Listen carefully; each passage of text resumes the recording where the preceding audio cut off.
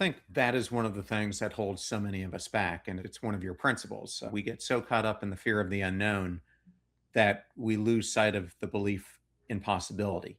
And the way I always try to capture this is it's almost when you're in this position, like you're on the top of Mount Everest, you have to get to Mount Kilimanjaro, and all you can see is the vastness, and you have Yeah. no idea how do you cross that chasm.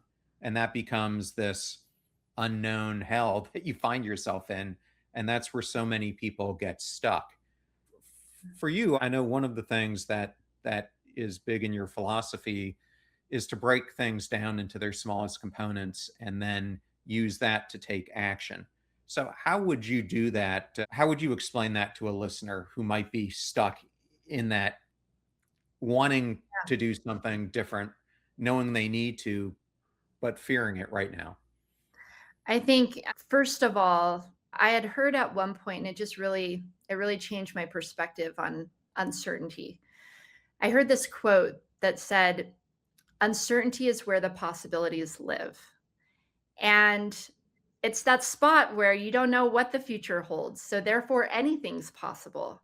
It's remembering that, first of all, versus when we have a clear path, you know what to expect next. But when you don't have a clear path and you are floating out to sea, and it can feel that way. Felt that way when I was going through these surgeries. I felt like I am floating out to sea. I don't know if I'll ever walk again comfortably, do the things I want to do again. I don't know where I'm going to end up, right? But there's something magical about being in this complete space of unknown where anything's possible. It doesn't have to be the negative story that we're telling ourselves. Maybe we'll end up at shores that are more beautiful than we ever could have imagined. And I tried to adopt that, at least, belief in the moment that this could lead somewhere completely different and better than I'm envisioning. But the action of breaking things down so that you can start to move forward and get unstuck. I think people ask a lot, how do you get unstuck out of certain situations that you're in? And I really do think it's moving. It's just the opposite of what stuck is. It's doing something. And it could even be, I didn't have legs for a long time and I was sitting in a wheelchair. I would just get on the floor and do push-ups and sit-ups and have a whole different kind of change of mind and energy after that. So sometimes it's just moving and getting out of your current situation that can help you move forward. But I really believe in compartmentalizing, and that's something that I realized that I learned when I first lost my legs and my kidneys at 19 years old. So I lost my legs, my kidneys, my spleen, the hearing in my left ear pretty much all at once.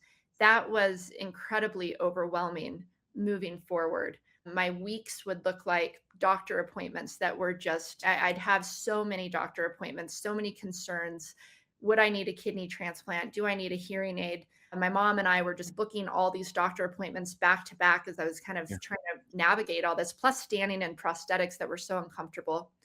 And it was incredibly overwhelming. And what we decided was to try to time block these things, right? And break them down, give me more space in between them instead of trying to do all this stuff at once. Day one is just leg day, and maybe day two is just kidney day. And on leg day, I would only let myself think about leg day, like not even let myself think about maybe I'd need a kidney transplant. I was only focused on my legs that day. And then on kidney transplant day, that was the day I talked to my doctors about my kidneys. And I had to just put the fact that my legs weren't comfortable in the back of my mind and only focus on kidneys. And by time blocking, and it helped me move forward. It helped me just take one step at a time without being so overwhelmed because we didn't know the answers to any of these things. And so I just started to realize that that can be used in so many different parts of our life. Even when you have good overwhelm going on and you've just got so much going on, you can't see straight, it's really prioritizing the most important things, putting the things that aren't as important aside, scheduling those at different times, and letting yourself to really be present in the moment with what you're dealing with right now, complete it so that you then can put it behind and move forward onto the next step. And those little baby steps eventually become giant leaps. It just takes time to get there. But as long as you're moving forward, you're moving forward. It does not matter how slow. As long as you are just inching your way forward, eventually you'll get to the other side. Things may look different than you ever expected, but they could also look better than you ever expected as well. Well, yeah, you're definitely, it's like that analogy of pushing a boulder up a hill. When you start, it's feels almost impossible to do it. But once you start getting that kinetic energy moving, it becomes easier and easier. And before you know it, you hit a neutral zone, a little plateau, and it goes even faster. And then it just keeps building from there.